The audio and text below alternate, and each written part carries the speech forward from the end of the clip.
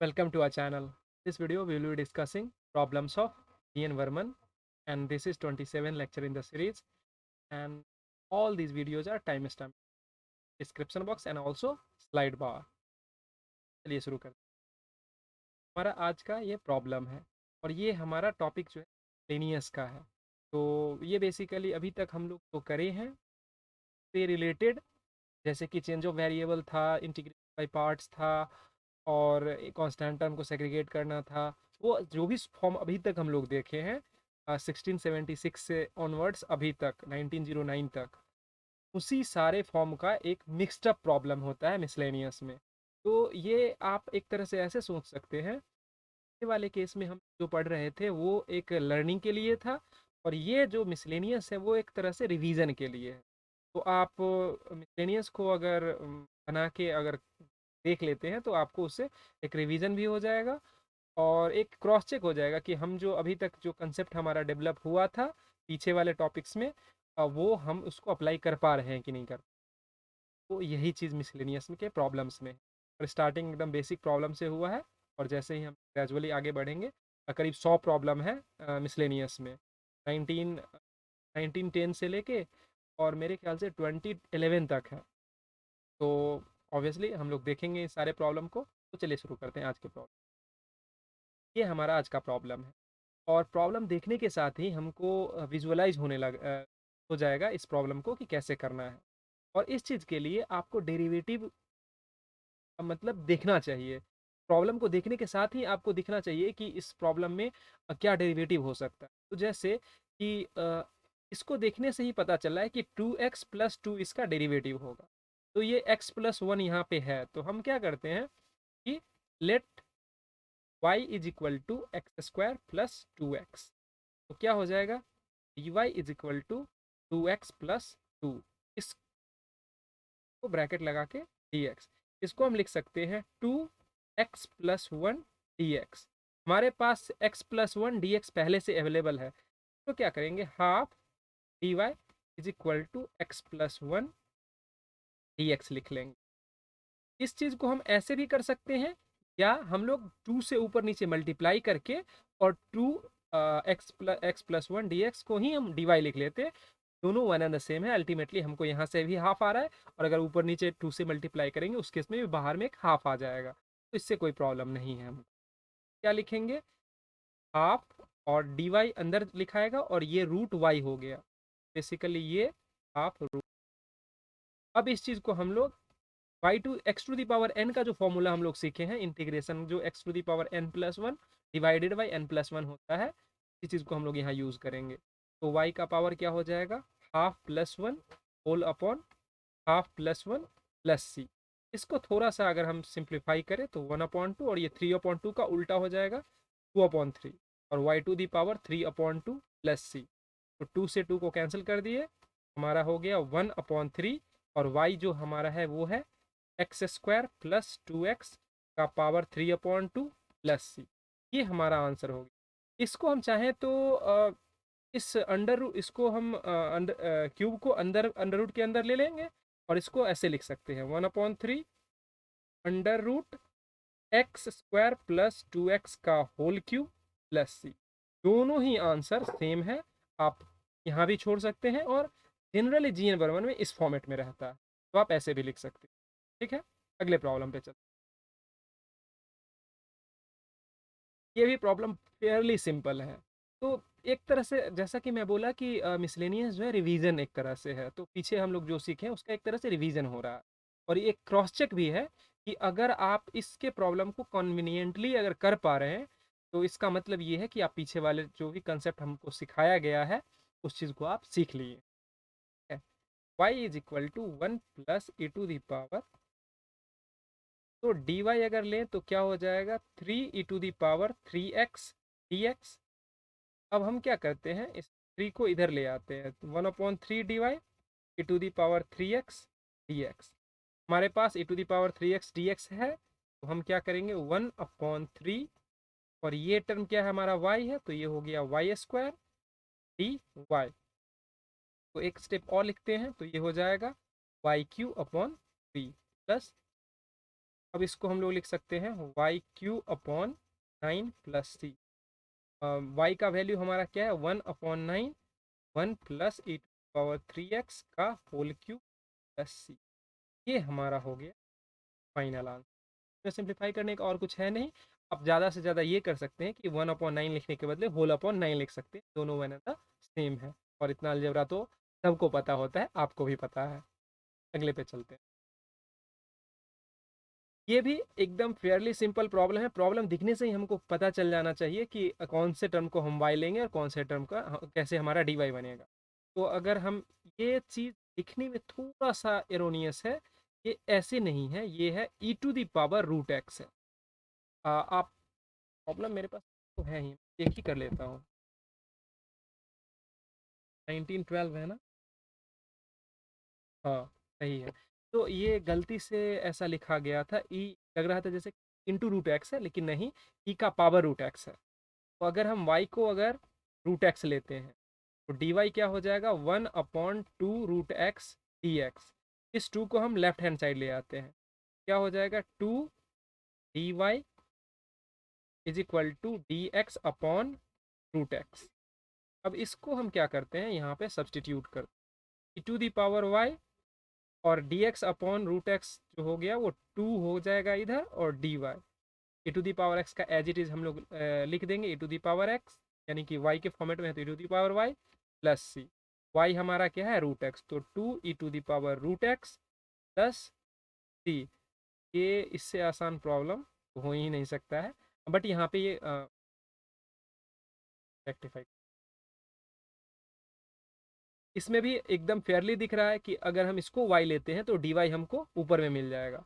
और हम अभी तक ये 27वां वीडियो है और हम लोग शुरू से ही इस बात पे इम्फेसाइज कर रहे हैं कि जब भी हम इंटीग्रेशन को देखें तो अगर उसका एक वेरिएबल अगर सब्सटीट्यूट कर रहे हैं तो उसका कोरिस्पोंडिंग डेरिवेटिव अगर हमको मिल जाएगा तो हमारा प्रॉब्लम श्रिंक हो जाता है और हम प्रॉब्लम को आसानी से कर सकते हैं। यहाँ भी हमको दिख रहा है कि अगर हम y को अगर cos x लेते हैं, y को अगर cos x लेते हैं, डी वाई क्या हो जाएगा sin x dx, लेकिन बाहर में माइनस रहेगा, cos का डेरिवेटिव माइनस होता है। आप माइनस को डी वाई में ले लीजिए, ज़्यादा अच्छा रहेगा साइन एक्स। अब यहाँ पे हम क्या लिखेंगे, माइनस बाहर और ऊपर वाला सारा term d y, minus d y है तो माइनस ये चला गया 1/e⁻, ये क्या हो गया वाई और डी वाई। इसको हम लोग लिखेंगे -e⁻−y डी वाई। और हमको पता है e⁻mx dx का क्या होता है e⁻mx अपॉन m प्लस सी, यानी कि x के साथ जो मल्टीप्लाइड है वही टर्म मल्टीप्लायर को डिवाइड करते हैं। यहाँ पे x के साथ -1 मल्टीप्लाइड है, लोग लिखेंगे माइनस जो पहले से है e⁻−y अपॉन -1 और प्लस सी। तो ये माइनस और ये माइनस मिलके प्लस हो गया। तो ये बेसिकली क्या हो गया e⁻−y प्लस सी, यानी कि 1/e⁻y प्लस सी। e⁻y क्या है cos x है, 1/e⁻cos x प्लस सी। ये हमारा हो गया फाइनल। फेयरली सिंपल प्रॉब्लम है। अगले प्रॉब्लम, इसमें भी हमको दिख रहा है कि हम रूट से हमको दिक्कत होता है तो रूट वाले टर्म को हम प्रेफरेबली सब्सटीट्यूट करने की कोशिश करेंगे। और यहाँ ये भी दिख रहा है कि अगर इसको अगर y लेते हैं तो इसका dy भी हमको बाहर में मिल जाए। तो हमारे पास दो दो क्लूज है, एक कि हम अपने इंटीग्रांड को सिंप्लीफाई करें या कॉम्पैक्ट बनाएं, कंप्रेस करें, और दूसरा कि कोरिस्पोंडिंग डेरिवेटिव अवेलेबल हो। तो दोनों ही हमको क्लू यहाँ से मिल रहा है और इसलिए ऑब्वियसली हम लोग y को क्या लेंगे, y इज इक्वल टू 1 - कुछ लोग सोचेंगे कि e⁻x का भी डेरिवेटिव e⁻x dx होता है, तो हम अगर सिर्फ e⁻x को y ले तो हमारा वो ले सकते हैं और वो गलत भी नहीं होगा और वैसे भी रिजल्ट आ ही जाएगा। बट थोड़ा सा अच्छा रहेगा कि अगर आप कांस्टेंट को भी साथ में लें, क्योंकि कांस्टेंट का डेरिवेटिव लेंगे तो उससे कोई फर्क पड़ेगा नहीं और हमारा लिखने में थोड़ा सा कॉम्पैक्ट रहेगा। और वाई को हम लास्ट में एंड में सब्सटीट्यूट करेंगे तो गलती होने का भी रिलेटिवली कम रहेगा। D y is equal to क्या हो जाएगा -e⁻x dx। माइनस को हम लोग लेफ्ट हैंड साइड लिख लेते हैं, minus d y is equal to e⁻x dx। अब यहाँ हमारे पास ये e⁻dx को सब्सटीट्यूट करने के लिए बाहर एक माइनस, और ये क्या हो गया, root y d y. D y minus था तो उसी माइनस को यहाँ बाहर लिखा गया है, तो इससे कंफ्यूज नहीं होना है। तो माइनस और y का पावर क्या हो गया, half plus one divided by half plus one plus c. ये हो गया -2/3 और y का पावर क्या हो गया 3/+c। हमारा जीन वर्मन का जो स्टाइल है, c को पहले लिख लिए 2/3 और y क्या है 1 माइनस ई पावर x का पावर 3 और c ऐसे है। ये हमारा हो गया आंसर।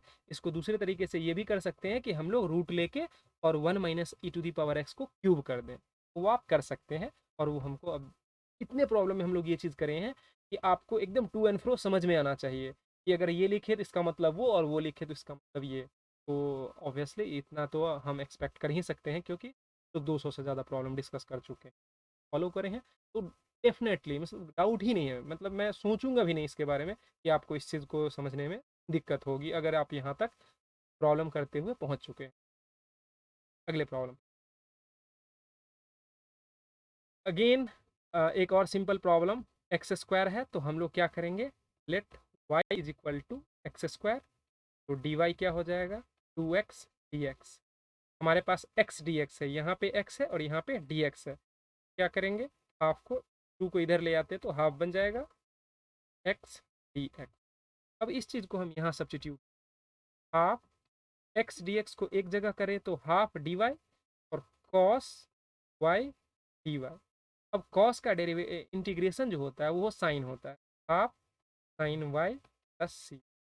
y क्या है एक्स स्क्वायर, तो half sine x square plus c. ये हमारा, तो आप देख ही रहे होंगे कि हमारा जेनियस का है, तो रिलेटिवली इजी लग रहा है और है भी इजी, ये बात सही है। लेकिन मिसलेनियस का सारा प्रॉब्लम इतना इजी नहीं है। ये जीएन वर्मन का टिपिकल स्टाइल है कि आपको ग्रेजुअली धीरे धीरे धीरे धीरे बिल्डअप करते जाएगा और एक बार एक सर्टेन लेवल के बाद जो है ओरिजिनल फॉर्म में आता है। और ऑब्वियसली सिखाने का अच्छा तरीका है, मतलब सीखने के लिए टफ प्रॉब्लम, इतना डिफिकल्ट प्रॉब्लम हो कि बच्चा देखते ही डर जाए और वो आगे स्टेप ही ना ले, तो वो उसे उस तरह से मतलब इसको प्रॉब्लम को ऑर्गेनाइज करा गया है कि एकदम जो एकदम एवरेज टाइप का बंदा भी हो और बस उसको दिमाग में हो कि उसको सीखना है, तो आराम से वो इसको फॉलो करे और आराम से हमको लगता है कि वो सीख सकते। थोड़ा सा हेल्प के लिए जो है आप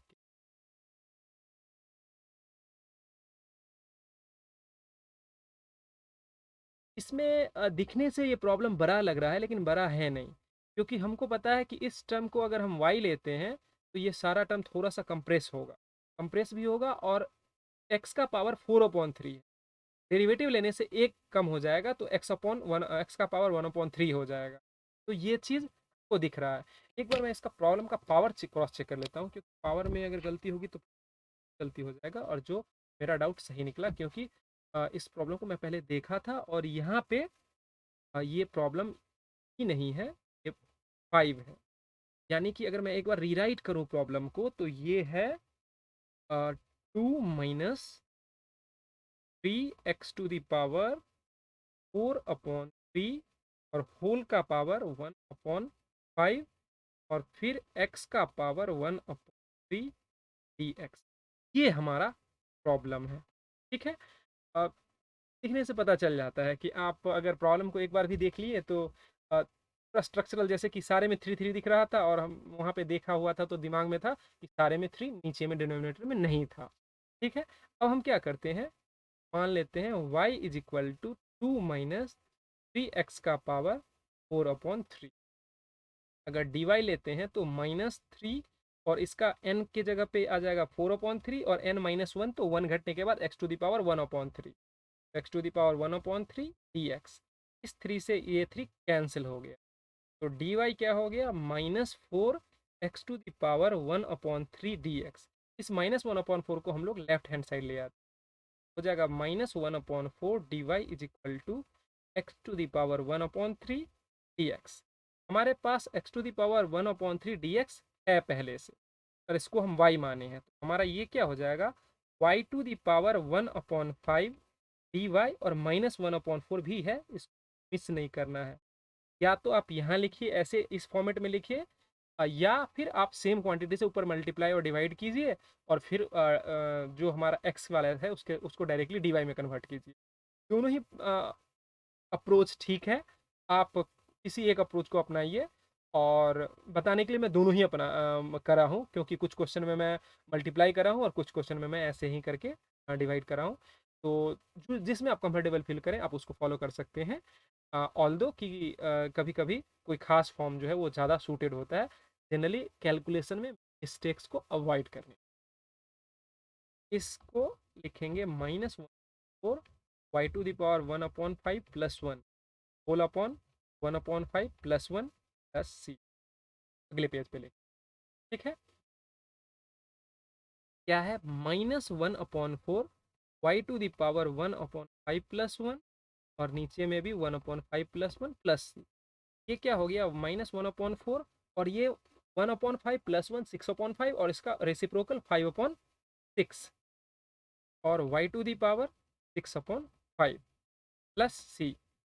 तो ये क्या हो गया? सी को पहले लेते हैं -5/24 और हमारा y क्या है? y को एक बार देख लेते हैं। y है 2 - 3 y को लिखेंगे 2 - 3 x⁴ होल का पावर 6/5। ये हमारा हो गया आंसर। एक स्टेप एक बार इसको सही है। एक स्टेप हम इसमें और ऐड कर सकते हैं, 5/24 और ये फिफ्थ रूट है, तो हम इसको ऐसे लिखेंगे, फिफ्थ रूट ऑफ 2 - 3 x का पावर 4/3 होल का पावर 6। और ये चीज़ आप आराम से समझ सकते हैं। जो नीचे पावर होता है वो रूट में चला जाता है, रूट के इतना टाइम्स रूट हो जाता है, और जो पावर ये होता है वो हमारा ब्रैकेट के पावर में। अब या तो इस फॉर्म में हो, इस फॉर्म में, दोनों ही हमारे। ऑल राइट, ठीक है। अगले प्रॉब्लम, इस प्रॉब्लम को देखिए। तो इसमें भी हमको दिख रहा होगा कि इसका डेरिवेटिव जब लेंगे तो 3 × 3 = 9 x², और यहाँ पे 5 6 -6 x⁵5। तो x⁵5 और x² है, इसका मतलब कि कांस्टेंट टर्म का ही कुछ होगा। हम लोग इसको y ले लेते हैं और डेरिवेटिव करते हैं और फिर देखते हैं कि इसमें कौन सा कांस्टेंट टर्म। हम क्या करें? Let y = 1 + 3x³ - x6। क्या हो जाएगा? dy = 9x² - 6x5 और इसमें dx ऑब्वियसली, क्योंकि हम लोग डेरिवेटिव ऐसे ही हैं। तो इसमें से देखिए हमारे पास 2x5 है और -3x² है। इसमें अगर 3 कॉमन लेंगे, -3 कॉमन लेंगे तो 2x5 बचेगा, और -3 अगर यहाँ से कॉमन लेंगे तो -3x² बचेगा। तो हम लिखते हैं -3 2x5 - 3x² dx। अब देखिए ये टर्म हमारे ओरिजिनल प्रॉब्लम में ऑलरेडी है, यही तो दिया हुआ है, और यहाँ साथ में dx है। हम इसको थोड़ा सा और रीराइट करते हैं, -1/3 dy = 2x⁵ - 3x² और dx। अब इस चीज को हम लोग यहाँ सब्सटीट्यूट, तो ये क्या हुआ? -1/3 1/y dy को लिखेंगे -1/3 ln mod y plus c। इसको हम c को पहले ले आते हैं, -1/3 ln mod 1 + 3x³ - x6। ये हमारा हो गया आंसर। फल है। अगले प्रॉब्लम पे इस प्रॉब्लम में भी हमको दिख रहा है कि अगर नीचे वाले टर्म को हम y लेते हैं तो 3/2 पावर है, और एक घटने के बाद √x बचे, यानी हाफ पावर बचेगा। तो हम क्या करेंगे? लेट y = 1 + x⁵3/, तो dy क्या हो जाएगा? 3/2 x⁵½ या रूट हम हाफ ही लिख लेते हैं dx। तो यही हम है हमारा है 3/2 √x dx। √x dx हमारे पास पहले से है, हम कांस्टेंट टर्म को लेफ्ट में ले आते, 2/3 dy = √x dx। अब इस चीज़ को हम सब्सटीट्यूट करते, 2/3 और रूट एक्स डी एक्स की जगह पे डी कॉन्स्टेंट को हम बाहर कर लिए तो डी वाई आ जाएगा, और ये क्या है 1/y dy। तो ये क्या हो जाएगा 2/3 ln mod y plus c is equal to 2/3 ln mod y के जगह पे क्या हो जाएगा 1 plus x to the power 3 2 plus c. ये हमारा हो गया फाइनल आंसर। अगले प्रॉब्लम पे चलते हैं। इस प्रॉब्लम को देखिए, इसमें एक बहुत बहुत ही इजी लेकिन मतलब आ, एक छोटा सा ट्रैप है। ट्रैप ये है कि अगर आप इसको सिंप्लीफाई करके प्रॉब्लम को सॉल्व करने में जाइएगा तो आप फंस जाइएगा। तो सिंप्लीफाई नहीं करना है। कई बार क्या होता है कि प्रॉब्लम को थोड़ा रिराइट करने से प्रॉब्लम ज़्यादा विजिबल हो जाता है। अगर इस e to the power x को ऊपर ले जाएं तो e to the power minus x d x और upon 3 plus E to the power minus x ये हो जाएगा। वैसे एक चीज़ आप देख सकते हैं, मतलब इस यहाँ पे सोचने का क्या जो थिंकिंग प्रोसेस होना, यहाँ पे थिंकिंग प्रोसेस ये होना चाहिए कि to the power minus x है तो हमारे पास दो ऑप्शन है, या तो हम इसको सिंप्लीफाई करें और फिर ये कोई वेरिएबल में सब्सटीट्यूट करने से सिंप्लीफाई हो जाए। तो पहला चीज़ वो आप करके देख लीजिए, भले ही उससे आपको रिजल्ट नहीं आए लेकिन आपको पता चलेगा कि क्या प्रॉब्लम आती है, तो आप उसको कर सकते हैं। दूसरा ये होगा कि डेरिवेटिव में या तो a to the power x आता, अगर हम कोई भी वेरिएबल लेंगे, अगर e to the power x लेंगे तो उसका डेरिवेटिव में e to the power x d x आएगा, या e to the power minus x लेंगे तो e to the power minus x d x आएगा। तो आप सोच के देखिए, e to the power x d x तो आपको आने से रहा, अगर आप ऊपर नीचे ई टू दी पावर एक्स से मल्टीप्लाई भी करते हैं तो आपको यहाँ पे इसमें प्रॉब्लम होगा, क्योंकि आपका प्रॉब्लम अननेसेसरी इलांगेट हो जाएगा, बढ़ जाएगा। तो e to the power minus x होने का चांस है, और ई टू दी पावर इस एक्स को जैसे ही ऊपर ले जाएंगे तो e to the power minus x हमको आ जाएगा। और ये अगर आप ऐसे इस प्रॉब्लम को यहाँ से अगर यहाँ लिख लिए, उसी मोमेंट में आपका प्रॉब्लम सॉल्व हो गया, क्योंकि यहाँ से इस लेवल से प्रॉब्लम जो है बहुत ज़्यादा विजिबल हो जाता है, और एकदम विजिबल है। क्या करेंगे, let y is equal to 3 plus E to the power minus x, क्या हो जाएगा dy इज इक्वल टू और माइनस एक्स डी एक्स। इस माइनस को हम लोग लेफ्ट हैंड साइड ले आते हैं, minus d y is equal to e to the power minus x d x. इस चीज़ को हम यहाँ पे डालते हैं, तो ये क्या है 1/y, और ई टू दी उसका क्या है माइनस डी वाई, तो डी वाई यहाँ लिख लिए और माइनस बाहर लगा दिया, तो हो गया minus L N mod Y plus C. इसमें सी को पहले लिख लेते हैं L N mod 3 plus E to the power minus x, ये हमारा। तो इसके साथ है, thank you for watching this video. अगर आपको अच्छा लगता हो तो आप हमें सब्सक्राइब कर सकते हैं, आप हमसे यहाँ पे भी जुड़ सकते हैं, लिंक डिस्क्रिप्शन बॉक्स में दिया गया है। Thanks again.